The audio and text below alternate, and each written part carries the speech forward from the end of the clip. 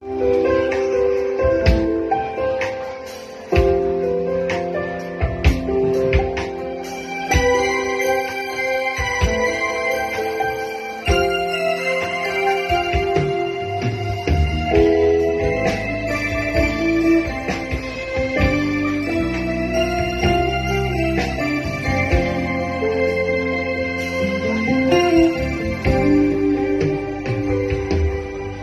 sáng tới và gió rét từng hồi,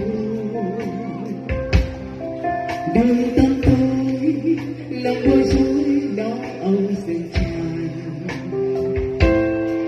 Ngày rất qua ngàn niềm vui dần tan biến, còn lại đây lòng chẳng ngã sống để làm chi. Là đêm Chúa chào đời,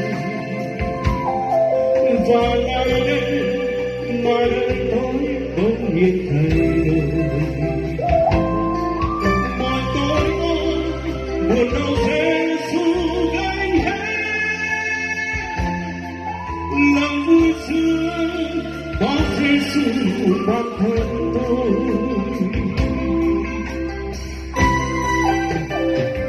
Và Giêsu đến trong đêm đông giá băng, nơi chủ chiên nghèo nàn và thất thế, chỉ có câu thơ thay đổi em trong mang vàng hay một cao xa.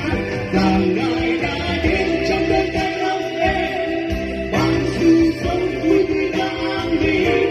Ngài rất xin qua đã có nguy, mãi mãi Giêsu luôn bên tôi.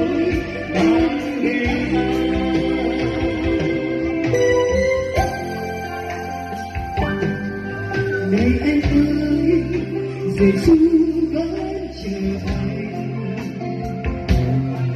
Lòng cô đơn thì sẽ có Giêsu nhà tôi.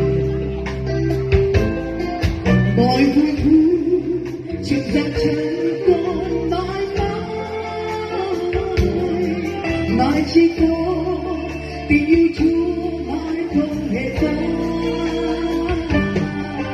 Và đêm nay là đêm Chúa chào đời, Ngài yêu tôi và yêu anh, yêu muôn mọi người. Này anh ơi, đặt niềm tin nơi Giêsu, Ngài gian thế có yêu anh và tôi.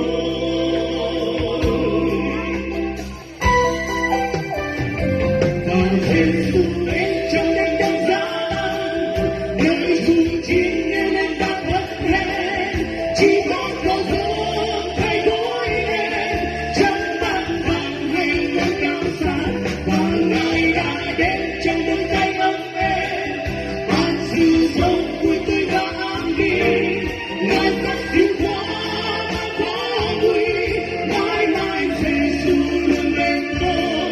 Mãi mãi Giêsu luôn bên tôi. Chúa nước sẽ không bao giờ bỏ tôi một mình. Mỗi tôi Giêsu chiều bay.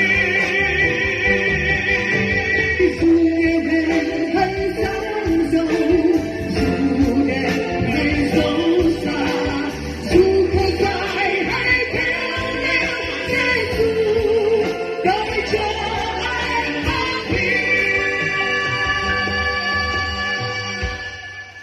Và đêm nay là đêm Chúa chào đời,